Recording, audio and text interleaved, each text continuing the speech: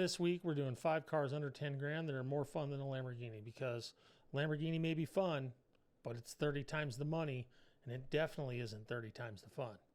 Welcome to Off Camber. Car number 5, the Mazda RX-8. The golden years for these cars are 2009 to 2011. Mazda finally had fixed enough of the early sins on these things to make them livable. I personally think these things are highly underrated because they come from Mazda's swollen car era where everything was all a little bit bubbly and weird looking. But this thing's got a 1.3 liter rotary that screams to 9,000 RPM, and it makes a noise that nothing else makes on the market. Trust me, a wound out rotary engine has a really, really good sound. And it's got 4 doors that totally make this a practical family car, right? It's not practical, is it? No, I don't think it's practical. No, it's not practical. Anyway, that's fine. The nightmare situation on these things, it's the Dorito rotor's apex seals. The issue is actually just built right into the design for you. Without getting too technical, the apex seals live on that zesty little chip, and it's rotating around inside the housing. Well, there's 3 corners to it, and it has pinch points. You combine that with the lack of oil available to the seals, and it gets mechanical wear really, really fast. You can slow it down by throwing some 2-stroke oil in your gas and help lubricate the housing wall, and make sure that you're always letting that car go up to temp. A lot of these cars have had a rebuild or desperately need one, so spend some time investigating the health of the engine before buying it. If you're doing a compression test on this thing, if it's below 95 PSI, it's a weak motor. Over 120 on all 3 pulses, and it's good to go. If it slow cranks and floods on startup, those seals might be wearing out. It doesn't always indicate worn apex seals, but it can definitely be a sign. It could also just be a weak battery and a starter, so don't just write it off because it's slow to start. First money spent on this thing, if the compression's marginal, that's a rebuild and this isn't your car. Walk that way in a hurry and hopefully you didn't exchange any money. If it is healthy, sort the cold start habits with a fresh starter and a high cold cranking amp battery, and get some fresh ignition coils and plugs for that thing. If the problems are all sorted, or if you got some money to burn after you've taken care of its health, throw on a mid pipe and a high flow intake to feed that rotary and let that thing sing. It's $500 to $600 and it's worth every nickel. If there's money left over, throw some coilovers and some lighter wheels on it. The chassis is already really good on the car. You just need to take the made for everyone slop out of it. These cars really are a hidden treasure and largely got overlooked because they replaced the beloved FD, and people legitimately rioted. You can find these things for the price of a Civic on Marketplace. Think I'm wrong? I don't know. Whatever. I don't care. Tell me I'm wrong down there. Call me names. See you there. Car number 4, the BMW Z4 Coupe, the E86 3-liter I. The golden years for this car are 2006 to 2008, the N52 cars. You get 3 liters of displacement, 255 horsepower with a rear-wheel drive chassis, and a hatchback roofline that looks like nothing else BMW's built since then. Almost nobody bought the Coupe either. So the Coupe is the rare one out there, and you can still find a clean 3-liter for just under 10 grand. And before the comments section erupts, no, this is not a Z4M Coupe. That's an S54 car, and you're not getting one of those for under 10K, unless it's totaled and really just the engine. No, we're talking about the 3-liter. You get 90% of the look, the same stiff little chassis, for about a third of the money. Plus, the N52 is a really stout and reliable little engine. It's just everything else around it that likes to party when it should be working. The nightmare situations, notice how I said situations, plural. That's your clue here. It's the cooling system. That fails like all BMWs, but it comes with a new flavor. I mean, leave it to the Germans, right? Find some way to mess up the cooling system. Who would have known? Well, in this case, everything in the system eventually dries up and cracks. But the radiator and the electric pump, they're going to fail on you suddenly. Find out when the last time the pump was changed and plan on doing that thing every 60,000 miles or so.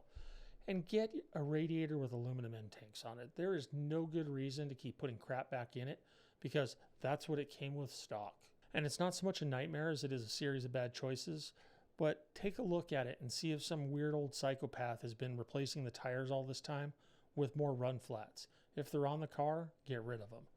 Unless you like to pretend you're Fred Flintstone. I mean, cosplay's a thing, I suppose. First money spent on this car is the electric water pump and radiator if they're original, and a valve cover gasket if it's seeping. The N52 is a naturally aspirated engine, so a tune-in exhaust are only going to give you sound and not much else. But the BMW Straight 6 has a really good sound if you get the right exhaust on it. So the real first money should go to suspension and sticky tires. A good set of coilovers and a proper set of tires on this car with a square wheel setup transforms this thing more than any other single mod you can do to it. It takes a really good chassis and makes it into something that's a weapon on the street and the track. You want more power? You can supercharge it or turbo it, but just be aware it's not cheap. It is in fact the BMW nobody's noticed, which means nobody at the Cars and Coffee has one either. The Coupe looks better than the Roadster too. I don't care what you say about me in the comments, it's true. Car number 3 on the list, the NV Miata. And yeah, I can already feel the comment section lighting up. Oh, the Miata, how original. Well, you know, I got my reasons. Golden years for these cars, 2001 to 2005 with the VVT 1.8 liter. Got a little bit of extra grunt in the mid-range and a little bit better chassis. So the Miata's on this list and not buried somewhere at the bottom of it for one reason. Like I always say, this car is actually a classroom and it teaches you all sorts of things about car control and about being smooth. And at the same time, it provides plenty of smiles while you're doing it. These cars are actually legitimately fun to drive. I never thought I'd hear those words come out of my mouth. I used to roll my eyes when the Miata zealots would talk. But it's not wrong. You just can't be very tall to drive one. I'm about at the limit at 6 foot without doing some substantial floor mods. This little car is an animal in disguise. It's light, balanced, rear-wheel drive, and it talks to you through every single corner, over every little bump. It teaches you how to drive because it's slow, and you get punished or rewarded instantly for your inputs. Learning to drive this car fast will actually make you faster in other cars too. The nightmare situation for this thing is rust. Check the rockers, the frame rails, the rear subframe mounts, because a rusty one is an absolute money pit, and these things are out there and so cheap that it's not worth buying a rusty one and having to mess with metal work. These things don't seem to hold their value like the NA. Maybe it's the flippy lights, I don't know. Yeah, you're right, it's the flippy lights. But the drivetrain on this thing is rarely ever the problem, as long as it hasn't been abused.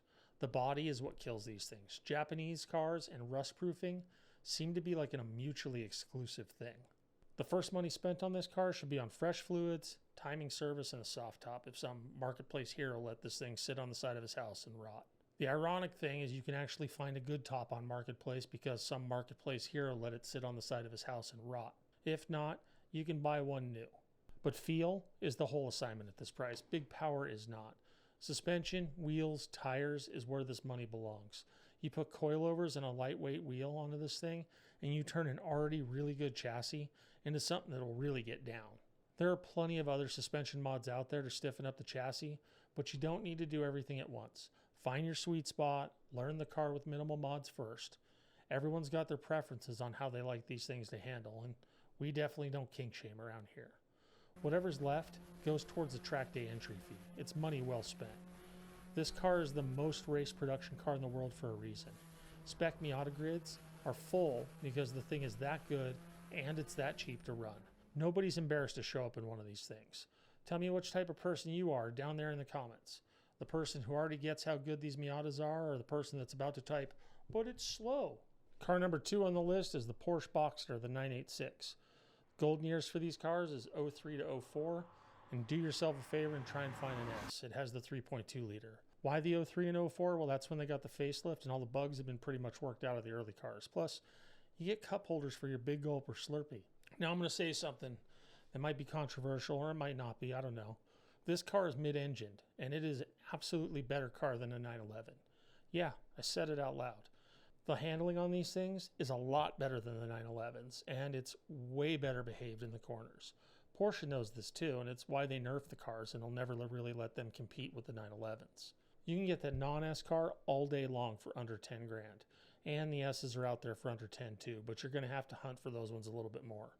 If you up the budget a couple of $1,000, the S is available to you also. They're not going to be bring a trailer collector's items, but those aren't really the cars you want if you want to drive them anyways. So the nightmare situation, you guys know what's coming, right? That guy over there knows, and so does that one, and that one right there. It's the IMS bearing, and it's the rear main seal. If you're on the internet, you've heard the horror stories about these things. And the 03 and 04 cars actually fall into the 2000 to 2005 range with the single row IMS bearings that have the single highest failure rates on any of these cars. But it is a known quantity now, and there's a fix out there. And most of the cars that are going to have the issue, they've already been sorted a long time ago. And a sorted car, it's no scarier than anything else on this list. First money spent, this is going to be the wake-up portion of this car. The prices have come down on the purchase of the car. The price of owning them hasn't come down at all. This is a Porsche, and Porsche doesn't care that you only paid $8,000 for the car. Neither do any of the aftermarket companies that support them. The Porsche tax, it's a real thing, and prices are insane on some of the parts that are out there. Make sure to do repairs first on this car, and that's going to be where most of your money's going to go. You do the IMS bearing, the rear main seal, and the clutch. They all inhabit the same place in the car, and you do them together or you do the labor twice. Budget $3,000 for that, and if you do this yourself, just know that $3,000, that's the cost of basic parts. It's not the things you're going to find while you're in there. We're going to use project car math here, all right? An $8,000 Boxster is a $12,000 Boxster the day you finish sorting that thing out. And it's a $14,000 to $16,000 Boxster if you pay somebody else to do it. Then, and only then, do we get to do the fun stuff because we're responsible adults, right? So now you get to add more low. You get to go through the suspension, you can do some coilovers, you can do any bushings that look like they need some love, and make sure to do a square set of wheels on it. Next, move to the noise. A good exhaust will wake up the flat six, and hopefully when you did the IMS, you threw a lighter flywheel in there because it makes a big difference in the way these cars rev. With a tune added to that, you've now got a mid-engine Porsche that corners like it cost triple, and a maintenance folder that proves you're not a total idiot. I could see you right there. You have some strong feelings about the IMS comments and whether or not they're just inflated by the internet. Well, see you down in the comments. We can argue about it. Car number 1, the Pontiac Solstice GXP. I know everybody's sitting there right now going, you put this over the top of a Porsche? I did. The golden years for this car, 2007 to 2010, and it has to be the GXP car, not the base model. The base Solstice is a slow car that looks like it's fast. And when I say slow, I'm not really doing the word slow any justice. I mean, it's not as slow as a first-gen Isuzu Trooper, but it's also not much faster than that. The GXP, however, is the one with the 2-liter turbo. Comes with 260 horsepower, rear-wheel drive, and a body that looks like a concept car that GM accidentally built for real. And it actually rips. So we all know Pontiac is dead. And it was dying when they made this car. And they only made these things for a few years. And that actually makes the GXP one of the most exclusive cars on this entire list. You can also look for the Saturn Sky Redline. It's the same car with the Saturn skin. And in my opinion, it's the better looking of all of them. Now, if we're going to put this car at number 1, we have to be upfront about it. So let me be straight with what's wrong with this thing. The trunk on it is an absolute joke. You put the top down, you can fit a sandwich in the trunk, maybe if it's a small sandwich. The interior is like every other GM interior from the time. It looks like it's made from melted Barbie dolls and Tupperware containers. And the top is a 2-handed manual wrestling match. Just be ready for it when it rains. You don't want to have to put this thing up at a hurry at a stoplight. You are buying this thing for the drivetrain and the shape of it. Practicality is not part of the package here.